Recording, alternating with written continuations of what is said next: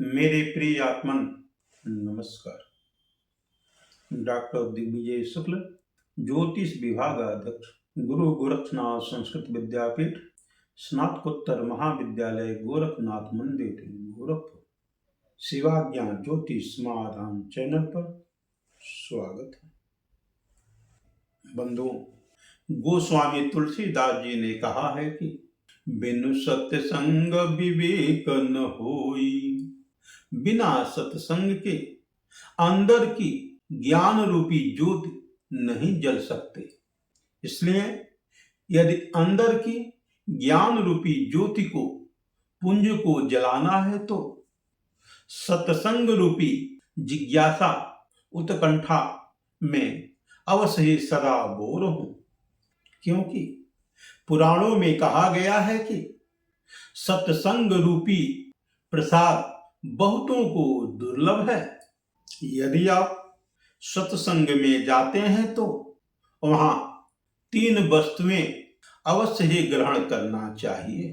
बंधुओं, पहला, ज्ञान रूपी तेज ग्रहण करना चाहिए। दूसरा, ज्ञान रूपी जल अवश्य ग्रहण करें। और तीसरा, नम्रता रूपी भाव अपने आप में रखना चाहिए।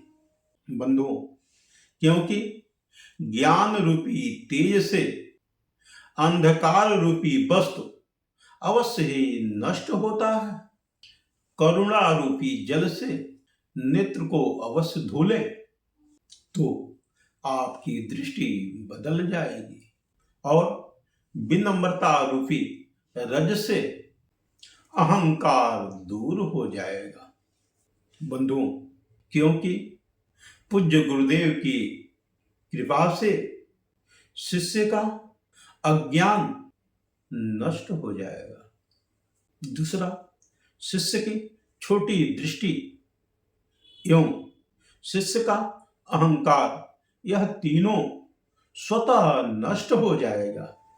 जैसे कि एक छोटी सी चिनगारी रुई का पर्वत को नष्ट कर देता है। बंधुओं, क्योंकि इस संसार में सबसे बड़ा भोग काम वासना है।